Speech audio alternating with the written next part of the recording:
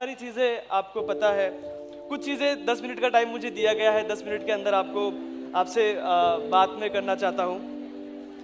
पहली चीज़ ये है कि मेरा जन्म हुआ था हमारे एक विलेज एरिया में। शेलगांव नाम का मेरा गांव है, महाराष्ट्र में ही है, जालना डिस्ट्रिक्ट में। वहाँ पर मेरा जन्म हुआ। मेरे अब्बू जो है वो ऑटो रिक्शा ड्राइवर थे, वो ऑटो चलाते थे और ऑटो चलाकर उनका डेली इनकम जो था वो 100-150 रुपये होता था। उन 100-150 रुपये में मैं, मेरा छोटा भाई, मेरी 2 बहनें, मेरे अब्बू और अम्मी, इतने लोग हम हमारे परिवार में रहते थे। बहुत बार ऐसा था कि सुबह खाना मिलता था, रात में नहीं मिलता था, कभी रात में मिलता था तो फिर सुबह नहीं मिलता था। बहुत मुश्किलें थी, घर में बहुत सारी समस्याएं थी, बहनों की शादी थी, पढ़ाई थी। ऐसे माहौल में मैं जी रहा था। बहुत बार ये कहा जाता है, मतलब मुस्लिम कम्युनिटी, हम देखते हैं कि आबादी में अगर देखा जाए तो 14% इस देश की आबादी जो है वो मुस्लिम है, लेकिन फिर भी गवर्नमेंट सर्विसेज में हमारा जो परसेंटेज है 1%, 1.5% या 2% से ज़्यादा नहीं है अलग अलग सर्विसेज में। इसका सबसे बड़ा इम्पॉर्टेंट रीज़न मुझे जो लगता है वो ये है कि हमारी कम्युनिटी के ऊपर, हमारी कम्युनिटी के लोगों के ऊपर, हमारे बच्चों बच्चियों के ऊपर एक पट्टियाँ बांध रखी है।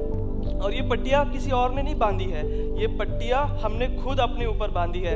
हमने ये पट्टी बांधी है कि अगर आप मुस्लिम हो तो आपको कहीं पर सरकारी नौकरी नहीं मिलेगी। हमने ये पट्टी बांधी है कि अगर आप मुस्लिम फैमिली की लड़की हो तो आप पढ़ाई नहीं कर सकती। हमने ये पट्टी बांधी है कि मुस्लिम बच्चे होशियार नहीं होते। हमने ये पट्टी बांधी है कि मुस्लिम, अगर आप गरीब फैमिली से हो, रूरल एरिया से हो, तो आप आगे चल के आपके करियर में कुछ नहीं कर सकते। आप भी आपके पापा की तरह कोई ऑटो चला लो, कोई गैरेज चला लो। मुस्लिम इंसान का नाम जब सुनते हैं कि मेरा नाम अंसार है तो पूछा जाता है तू गैरेज चलाता है या ऑटो चलाता है। ये हमारी पहचान है। अगर कोई मारवाड़ी हमारे सामने आता है, उसका नाम पूछते हैं, उसका नाम पता चलता है तो हम उसको पूछते हैं कि भाई आपका बिजनेस कैसे चल रहा है, लेकिन हमसे ये पूछा जाता है कि तू ऑटो चलाता है या गैरेज चलाता है। ये इमेज हमारे यहाँ छू कर रखी है और इसके लिए सबसे बड़े जिम्मेदार हम खुद है, क्योंकि ये पट्टियाँ हमने अपने ऊपर बांधी है। और ये पट्टियाँ खोलने का काम कुछ रोल मॉडल्स को आगे आके करना चाहिए। कुछ हद तक, बहुत कम हद तक मुझे लगता है कि वो काम हमारे महाराष्ट्र में कहिए या ओवरऑल इंडिया से कुछ मुस्लिम ऑफिसर्स जो आगे आए, जिन्होंने पढ़ाई की, मुश्किल हालातों में पढ़ाई की, उन्होंने किया है। मेरे लिए ऐसे मोटिवेशन शाह फैजल सर रहे थे, जो 2010 में ऑल इंडिया रैंक 1 से IAS ऑफिसर बने थे। उस वक्त मैं 10वीं कक्षा में पढ़ता था। मैं काविश फाउंडेशन को शुक्रगुजार हूँ उनका, बिकॉज जब मैं 10वीं में पढ़ता था तब मुझे गाइड करने के लिए कोई नहीं था। मेरी 10वीं की एग्जाम हुई और मैं सोच रहा था कि अब मुझे करियर में क्या करना चाहिए। तो मुझे गाइड करने के लिए एक इंसान बैठा हुआ था। उन्होंने कहा कि अंसार देखो, 10वीं में पढ़े हो तुम, तुम्हारे नंबर अच्छे हैं, स्कूल के टॉपर हो, तो तुम इंजीनियर बन जाओ, साइंस कर लो। मुझे मैथमेटिक्स तो समझ में आती नहीं थी, तो मैंने कहा कि नहीं, मैं नहीं कर पाऊंगा, मुझे IAS ऑफिसर बनना है। बोलता कि अरे मुस्लिम तो IAS ऑफिसर बनते नहीं है। मैंने कहा शाह फैजल बने ना। अरे वो तो कश्मीर से थे, महाराष्ट्र से कोई नहीं बनता। तो वो मुझे समझा रहे थे और मुझे जो समझाने वाला इंसान था वो 10th में फेल हो चुका था। तो वो मुझे बता रहा था कि तुझे 10th के बाद क्या करना है। लेकिन मैं काफ़ी खुश हूँ कि आपको इतने कम उम्र में इतना अच्छा गाइडेंस यहाँ पर मिल रहा है। पट्टियों की बात जो मैं आपके साथ कर रहा था, मेरी फैमिली में हम एक BPL फैमिली को बिलोंग करते हैं, बिलो पॉवर्टी लाइन की फैमिली। बहुत गरीबी थी हमारे घर में, बहुत हमने मुश्किलें देखी है। खाने को बहुत बार नहीं मिला, घर में झगड़ा होता था, अम्मी अब्बू की फाइट्स होती रहती थी।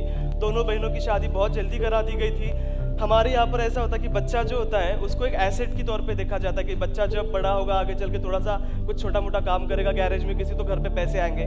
तो इस हालात में मैं पढ़ रहा था। मेरे घर में एक लौता मैं था जो आगे बढ़ पाया। मेरी 2 बहनें, उनकी जल्दी शादी हो गई, वो नहीं पढ़ पाई। मेरा छोटा भाई वो नहीं पढ़ पाया क्योंकि घर में कमाने वाला कोई चाहिए था। और मैं स्कूल में चूंकि होशियार था तो घर वालों ने डिसाइड किया कि इस एक ही बच्चे को हम पढ़ाएंगे, और उन्होंने मेरी पढ़ाई कंटिन्यू रखी। मेरा छोटा भाई जो मुझसे 2 साल छोटा है, लेकिन मैं उसको मुझसे बड़ा मानता हूँ, क्योंकि उसने 3 साल, जब मैं पूना में पढ़ाई कर रहा था, पूना में बहुत दिक्कतें आई मुझे, मैं बहुत बार भूखा रहा पूना में, लेकिन फिर भी मेरा भाई और मेरे अब्बू रिक्शा चलाकर और मेरा भाई मामा के यहाँ पर काम करके मुझे पैसे भेजते थे मेरी पढ़ाई के लिए।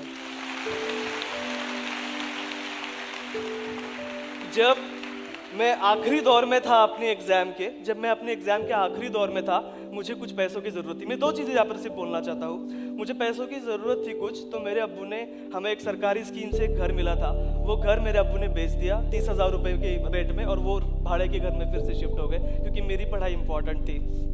जब मुझे 5,000 रुपये की ज़रूरत थी, मेरी अम्मी लोगों के खेतों में जाकर काम किया करती थी। तो जब मेरी अम्मी को 5,000 रुपये मुझे बहुत अर्जेंटली चाहिए थे और मेरे पास थे नहीं, भाई के पास भी नहीं थे, अब्बू के पास भी नहीं थे, मेरी अम्मी अम्मी जिन लोगों के खेत में काम करती थी वो मुस्लिम थे। उनके यहाँ पर मेरे अम्मी ने जाकर कहा कि मेरे बेटे को 5,000 रुपये की ज़रूरत है, आप मुझे 5,000 रुपये दे दो, मैं 15-20 दिन आपके खेत में काम कर रही हूँ, एडवांस में दे दो, हम चुका देंगे। उन्होंने 5,000 रुपये नहीं दिए। मेरे अम्मी ने हमारे पड़ोसी से जो मुस्लिम नहीं थे उनसे जाकर कहा कि मुझे बेटे को पढ़ाई के लिए 5,000 रुपये चाहिए, आप प्लीज़ उनको 5,000 रुपये मुझे दे दीजिए। तो उन्होंने ब्याज के ऊपर क्यों ना हो मेरे अम्मी को 5,000 रुपये दिए थे और वो 5,000 रुपये मेरे अम्मी ने मुझे भेजे थे। बात में आपसे कहना चाहता हूँ कि ये जो पट्टियाँ हमने खुद से अपने ऊपर बांध रखी है, ये पट्टियाँ हमें खोलने की ज़रूरत है। और एक बात ये हमें ध्यान में रखने की ज़रूरत है कि कोई फ़र्क नहीं पड़ता आप सिटी से हो या विलेज से हो, कोई फ़र्क नहीं पड़ता कि आप लड़का हो या लड़की हो, कोई फ़र्क नहीं पड़ता आप अमीर हो या गरीब हो, कोई फ़र्क नहीं पड़ता कि आप किस बैकग्राउंड से आते हो, किसी चीज़ का कोई फ़र्क नहीं पड़ता। एक चीज़ का जिसका फ़र्क पड़ता है वो होता है डिटर्मिनेशन, कि मैं बेस्ट हूँ और मुझे अपनी लाइफ के अंदर ये करना है तो करना है, और कोई भी मुश्किल मेरे सामने आए मैं इसको अचीव करके रहूँगा। ये स्पिरिट होना बहुत इंपॉर्टेंट है और मुझे लगता है कि उसी स्पिरिट के बल के ऊपर मैं 21 साल की उम्र में हमारी देश की जो सबसे मुश्किल एग्ज़ाम मानी जाती है यूपीएससी की एग्ज़ाम, वो मैंने क्लियर की। जब मेरा इंटरव्यू था, उस इंटरव्यू का एक सवाल शायद आपने सुना हो, मुझे उससे पूछा गया था, और आज का आपका जो थीम था क्रिएटिविटी एंड बीइंग ओरिजिनल, तो उसमें मुझे पूछा गया और विद इन सेकेंड्स मुझे आंसर देना था। मुझे पूछा गया कि अंसार, आर यू अ शिया मुस्लिम और अ सुन्नी मुस्लिम?